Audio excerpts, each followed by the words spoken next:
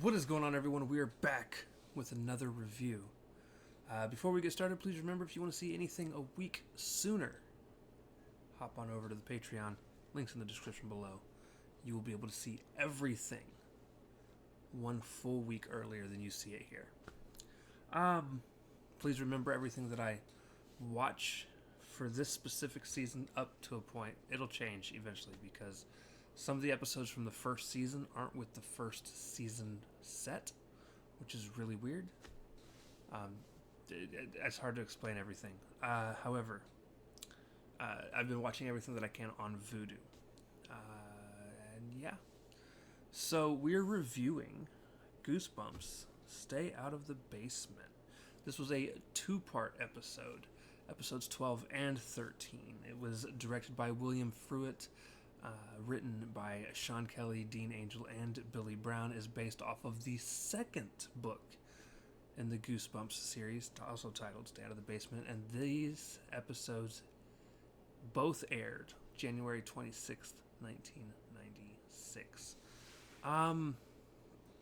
So in the first episode, or honestly, the way the whole story basically plays out, this family, the dad's a botanist who's been recently fired, and mom's heading out to see Aunt Margaret.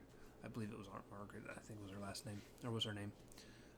So she goes out to see Aunt Margaret, and the dad starts to act really weird. He's like messing with plant work down in the basement. If the kids go down in the basement, he freaks out, which they do a couple times. He gets mad. And then eventually, like, one of the plants, dad eventually, I'm definitely like shortening this story because I feel like it really could have been the place where he got fired from, the school that he got fired from, or the lab that he got fired from. I don't remember if it was a school or a lab, but someone came over and went to go look at stuff, and he was captured by dad in the basement. And then during that fight, though, one of the kids gets attacked by a plant outside. Dad scolds them, sends them up to their room.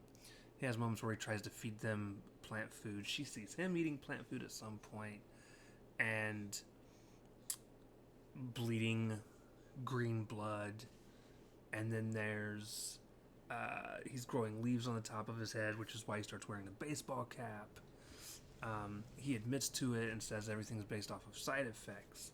And towards the end of the first episode, beginning of the second episode, he leaves. They go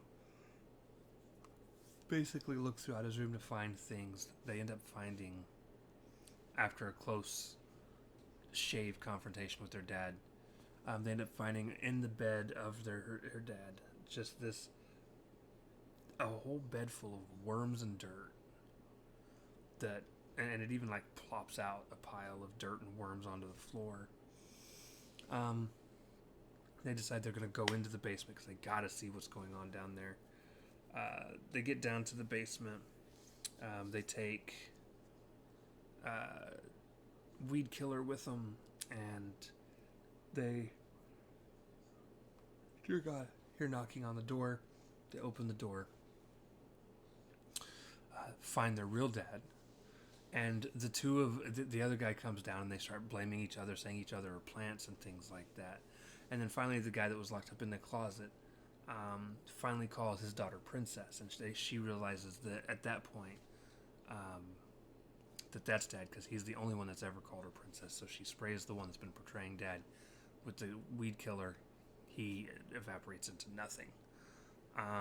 They, I guess, eventually save the other guy who was locked in the closet.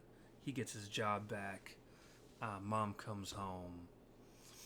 And then the twist ending is, as they're going inside, all of the flowers that are planted outside start talking like dad and saying, I'm your real dad, I'm your real dad, I'm your real dad. And it's kind of a dumb ending, if I'm being honest. Now, my problem, the big hole that I have in this story, is when the two of them are standing there, the two dads, the real dad and the fake dad, and there's an argument over who the real dad and who the fake dad is. She should have just sprayed them both, right? because real dad's not gonna die from weed killer. Easy way to end it. And that is probably a super irritating moment of mine personally. I struggle a lot with I don't know. She should have just sprayed them both. I know I extremely watered down this whole episode. Another complaint I do have about this story is I don't feel like 2 episodes were really needed. I feel like there were things that were left that could have been left out. That I didn't need in there. I really didn't. I feel like they actually drug the story out further than it needed to be. And it's a bummer. Because it does. I say that, but it's not done in a boring way. I was still entertained. Yeah, it ends up not being one of my favorite. It's not one of the worst. It's kind of in the middle of the pack, the pack as far as the story goes. Something to keep an eye out on. The next the next episode is episode 14 that we're going to be covering, and it's the last one of ones that I saw before I started recording these. I say that even though the last few I hadn't seen when I started recording these, because like I said, their episode list is just all out of whack. However, after that one, that one's called It Came From Beneath the Sink, we actually get into, I think, two of my top fave stories in all of Goosebumps. Say Cheese and Die, which is, if I remember correctly, my favorite Goosebumps story of all time. And then A Night in Terror Tower, which I'm pretty sure is at least second or third. And that one's another 2-parter. But we're getting really close to the end here. We've got overall 4 more stories to get through. So we're talking less than a week.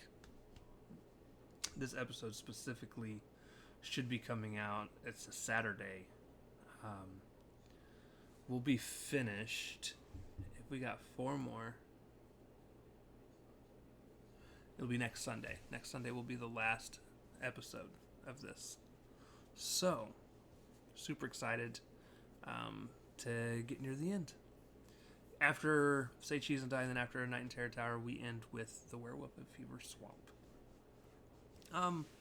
Again, reminder, Patreon, if you want everything a week earlier. I know this review kind of sucks. I'm not going to lie to you.